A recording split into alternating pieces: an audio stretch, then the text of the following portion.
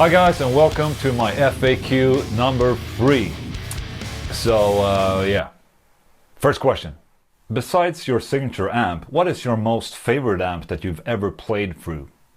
So my favorite amp besides the Randall Satan would probably be the first amp that I bought, the first real tube amp that I bought actually. I bought it in the mid-90s and it was a Mesa Boogie dual rectifier.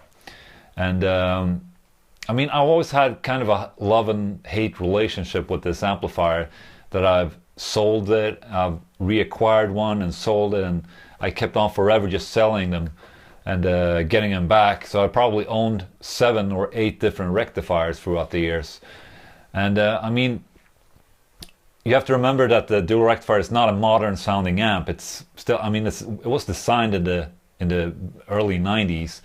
But it takes overdrives and distortion pedals really well, and in that sense, I mean, it's just a classic. And another good thing about it is that whenever I go out playing festivals with the Haunted, they're always available everywhere. So if I can't bring my own backline or Randall amp, I can always bring like a small boost pedal, and I'm ready to go if there's a dual rectifier over there. They're everywhere, and that's definitely my favorite amp after the Randall Satan, the Mesa Boogie dual rectifier. Next question. Do you like Deftones, Ola? Yes, I am a big fan of Deftones. I started listening to them when they released the album Around the Fur. I think it was, could have been like 95, 96 or something like that. I caught their show back then. Super awesome. Loved the first album. Loved Around the Fur. Loved White Pony. But after that, I wasn't really impressed anymore with their sound or albums, and I mean, I kind of stopped listening to them. I haven't, to be honest, I probably never gave the later albums a fair chance, so I would probably need to pick it up again and see what they're all about. Next question. Ola, make my comment into a cool riff.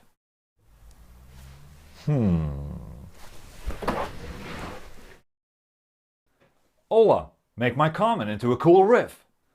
Ola, make my comment into a cool riff. Ola, make my comment into a cool riff. Ola, make my comment into a cool riff.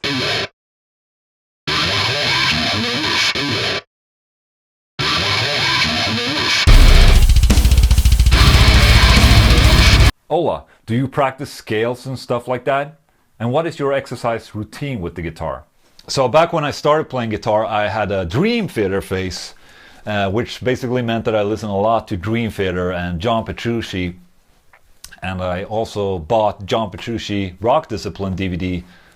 It probably was a VHS back then, but I had the video, and I played 2 hours a day, those chromatic runs and scales from that video, and that definitely helped my skills in playing guitar.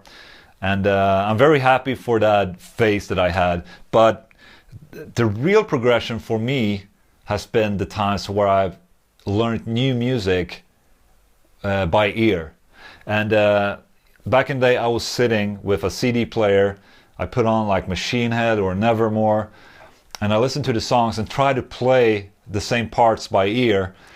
And that made me practice my guitar playing, of course, my fingers and hands, but it also practiced my ears.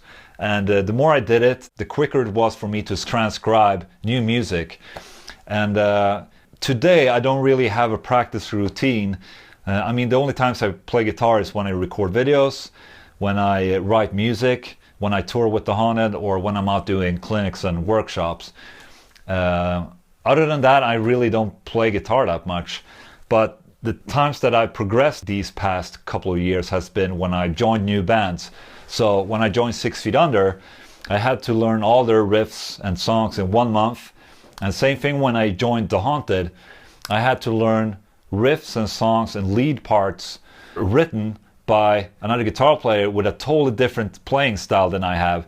And that has really been a point where I've been leveling up in my playing, I would say. So my tip would be to, of course, practice those scales and runs. Super awesome. You'll gain speed and technical ability.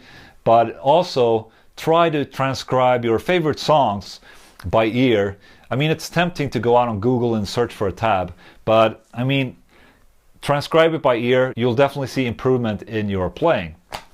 It works for me, at least. So that wraps up my third video in my FAQ series.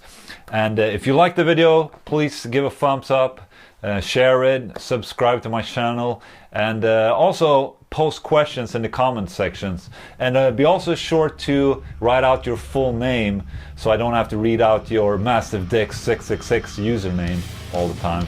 Alright? See ya. It doesn't necessarily have to be the most expensive or most exclusive monitors out there. And I mean, when I started with the mixing thing back in 2000, I was using computer speakers, Altec Lansing, two-side license.